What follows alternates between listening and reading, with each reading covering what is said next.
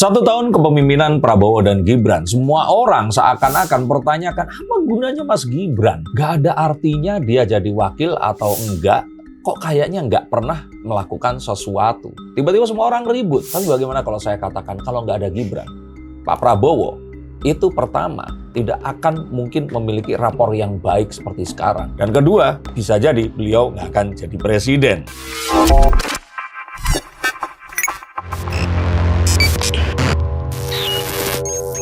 Halo Sainsikers, kembali berjumpa bersama saya, Denny Darko. Tidak ada yang namanya misteri, yang ada adalah tanda-tanda yang kita semua. Cuma untuk mengerti, politik ini memang unik. Dan dalam politik, kita sebaiknya tidak boleh terlalu fanatik.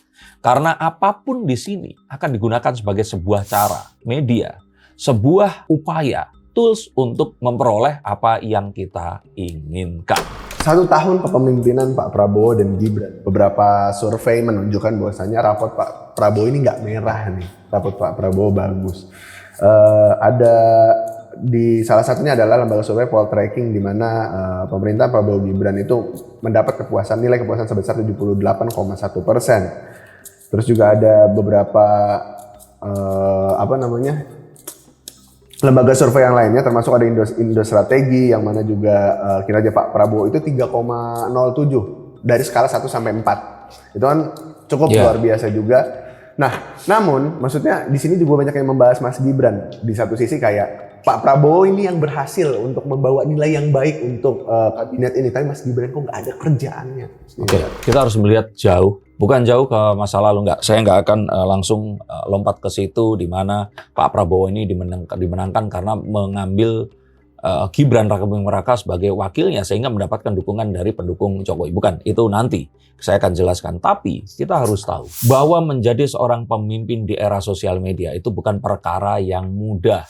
Nggak ada bukunya, nggak juga bisa belajar dari sejarah. Apapun yang terjadi hari ini karena hari kemarin itu berbeda. Sosial media ini sangat-sangat mengguncang apapun, bahkan termasuk boleh kita katakan di bidang-bidang kepemimpinan dan pemerintahan yang sangat memudahkan orang-orang menyebarkan berita palsu dan menyebarkan sebuah hal yang dianggap buruk terkait hal-hal yang resmi atau berhubungan dengan pemerintahan. Maka kita seharusnya akan tahu bahwa men-tackle sebuah informasi negatif atau serangan ini bukan perkara yang mudah. Nah, Pak Prabowo itu bisa bekerja sangat tenang dan tidak terganggu. Itu karena ada satu bodyguard, yaitu Gibran Rakabuming Raka. Bodyguardnya bukan untuk apapun yang kita kira sebagai seorang bodyguard yang, tapi sebenarnya dia bodyguardnya juga. Iya juga. Dia ini menahan serangan. Dia ini menjadi orang yang selalu dilemparkan isu negatif. Sehingga para orang-orang yang kalau nggak ada Gibran, ini pasti akan nyerang Pak Prabowo. Ini sekarang disibukkan menyerang Gibran seperti itu. Jadi akhirnya yang mendapat hal yang positif itu terus dan terus adalah Pak Prabowo. Apakah Pak Prabowo selalu melakukan dengan benar? Enggak juga. MBG dengan keracunan yang terjadi di mana-mana perlu evaluasi sesegera mungkin. Dan MBG itu benar-benar program yang digadang-gadang oleh Pak Prabowo. Kebayang kalau nggak ada Gibran Rakabuming Raka, MBG ini akan digoreng lebih renyah, diminyaki dengan lebih berlumuran, dan akan menjadikan hal-hal yang akan bisa menyerang bahkan menurunkan kredibilitas, dan bisa saja Pak Prabowo ini bahkan sangat mungkin akan diupayakan untuk dimakzulkan apapun. Karena berdemokrasi seperti sekarang ini gampang sekali orang-orang untuk meng-cancel sesuatu. Dan ini sesuatu yang sangat naluriah dan sangat natural sekarang ini. Tapi kalau berbicara tentang realitanya Mas Darko, apakah benar maksudnya Mas Gibran ini nggak ada kerjaannya sama sekali kecuali jadi bempernya Pak Prabowo? Ya sebenarnya enggak, tapi kan orang itu saat ini dia tuh merasa apa dulu, baru dia mengumpulkan pendapat dan argumen sesuai dengan rasanya. Nah, orang-orang yang sudah kadung nggak suka sama Gibran ini akan selalu mempersalahkan Gibran. Padahal dulu selama entah berapa tahun, 80 tahun berarti Indonesia merdeka, orang nggak pernah menanyakan kiprah wakil presiden itu sebagai apa. Pak Maruf Amin nggak pernah ada yang nanya. Saat beliau kemarin juga nggak ngapa-ngapain gitu loh, nggak ada yang nanya gitu. Nah sebelumnya lagi misalkan Pak Budiono atau siapa? Budiono. Orang juga nggak nanya gitu loh, karena ini adalah Gibran, semua orang permasalahkan. Oke, lapor Mas Gibran kemarin betul itu nggak terlalu berjalan. Tapi apakah dia ini sama sekali nggak ada gunanya? Ya enggak juga. Tapi kalau ditanyakan sekarang guna yang paling utama itu tadi jadi bempernya Pak Prabowo terhadap musuh-musuhnya atau orang yang akan berpotensi menyerang beliau. Baru saja naik dirty vote part 2 yang saya katakan bukan artinya mereka ini ujuk-ujuk terus kita tuduh mereka antek asing. Enggak. Mereka adalah orang-orang kritis, terpelajar, saya tahu mereka pintar dan mereka sangat nasionalis. Saya angkat jempol untuk mereka dengan semua apa yang dilakukannya, tapi orang-orang ini saya kira orang-orang yang naif, ingin semuanya terjadi dengan cepat. Dan ya kita tahu bahwa di Indonesia ini segala sesuatu, ini harus memang berproses. Dan saya tahu ini prosesnya terlalu lama, tapi jika ternyata hal ini akan dibuat lebih drastis, revolusioner, maka yang terjadi nanti adalah perpecahan yang tidak akan bisa kita hindari. Lantas kalau kita bilang sebenarnya kesuksesan Pak Prabowo untuk mendapatkan nilai kepuasan yang cukup tinggi di 1 tahun ini memang maksudnya masih ada andil bagian Jokowi dan Mas Gibran di situ berarti. Bisa seperti itu. Nilai kepuasan pun ini kan sesuatu yang sebenarnya nggak bisa kita, kalau tadi saya berbicara tentang kenaifan, saya ingin berbicara tentang objectivity juga. Bahwa kepuasan ini juga kalau ternyata dinilai dengan apa yang harus dinilai secara sesungguhnya, mungkin angkanya nggak segitu. Tapi kan kita tahu bahwa hal seperti ini memang dibutuhkan untuk achieving sesuatu yang lainnya. Nah, apakah ini juga dipengaruhi oleh Gibran? Ya jelas iya. Karena tanpa adanya Gibran, Pak Jokowi itu saya yakin nggak akan seantusias sekarang misalkan memberikan daftar dosa atau orang-orang yang bisa dimaksimalkan pajaknya oleh Pak Prabowo. Maka sejatinya ini adalah sebuah teamwork dalam tatanan yang tidak demokratis. Tapi ini diperlukan untuk negara yang, coba carilah negara yang seperti Indonesia. Itu nggak ada. Negara yang terpecah-pecah menjadi banyak pulau, dengan banyak suku, dengan banyak, ya boleh kita bilang subras ya. Dan mereka ini sangat rawan sekali untuk bisa terpecah belah. Dan ini harus dipersatukan. Dan ini menjadi sebuah bangsa yang besar. Dalam sebuah persilangan atau perempatan antara banyak sekali ideologi. Maka saya kira kita harus menemukan cara kita sendiri. Dan saat ini kita menuju ke sana.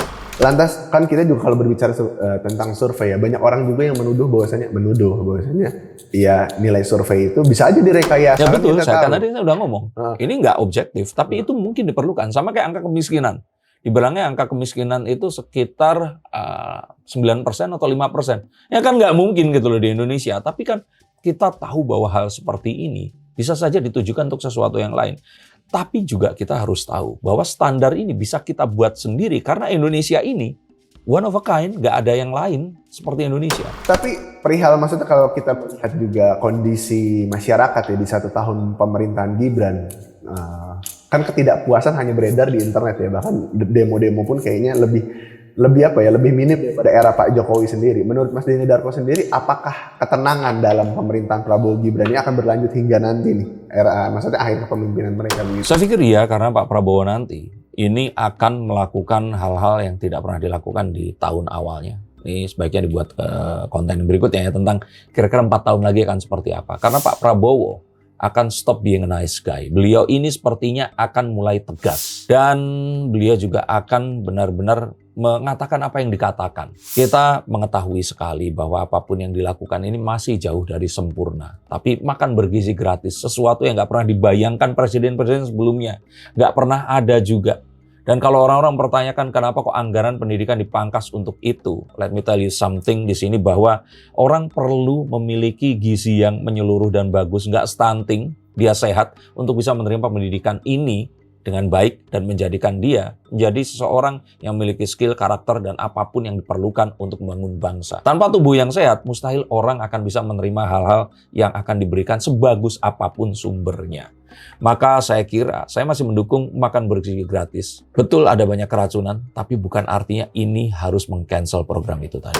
Lantas kira-kira maksudnya langkah yang Mas Denny Darko masuk di kedepannya mungkin yang mungkin akan membuat masyarakat tercengang ya. Karena kan belakangan ini juga udah koruptor juga udah mulai ditangkap ini, Pak Prabowo udah mulai menegaskan maksudnya mewujudkan janjinya begitu. Betul, akan sulit untuk menyadarkan masyarakat tentang internet bubble filter atau post-truth ini tadi. Jika ternyata mereka menginginkan itu, maka kita berikan itu sebagai sebuah sarana informasi yang memang itu yang diinginkan oleh ya penyebarnya adalah ini tadi. Karena satu, kita tidak mungkin untuk menutup kanal medsos yang dimiliki oleh asing yang mereka punya banyak duit dan peroleh banyak duit di sana, dan itu termasuk dalam perjanjian dagang, trade agreement kita, maybe. Kedua, kita belum bisa membuat sosial media sendiri, maka kita harus mengerti dan tahu cara berperang dengan cara yang ada. Jadi kalau misalkan peperangannya itu di hutan, ya kita harus bergerilya.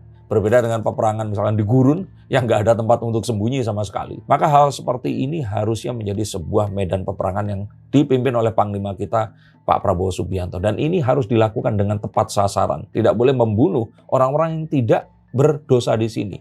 Kausalitas yang sifatnya itu terjadi secara tidak sengaja harus dikurangi. Dan kita harus mengerti bahwa ini sesuatu yang harus disampaikan hingga selesai. Misinya ini harus dituntaskan. Di 1 tahun pemerintahan Pak Prabowo ini, menurut Mas Denny Darko sendiri, ini kan sebenarnya banyak juga para pembenci yang masih menggoreng isu-isu kayak ya tentang tadi Mas Gibran, dan juga poin kepuasan Pak Prabowo di tahun ini ternyata jauh lebih tinggi daripada Jokowi di tahun kemarin. Maksudnya di Pak Jokowi aja sudah melonjak gitu poin kepuasannya dari Pak SBY, ya itu beda hampir 18%. Pak Jokowi kan 60 sekian persen, nah sekarang 78%. Menurut Mas Denny Darko, apakah memang maksudnya diperlukan nantinya Pak Prabowo untuk ya udah merangkul semuanya, bahkan ada yang bilang kayak datanya dimanipulasi, jadi kita semua nggak tahu nih sebenarnya rakyat tuh puas atau enggak, atau seperti apa?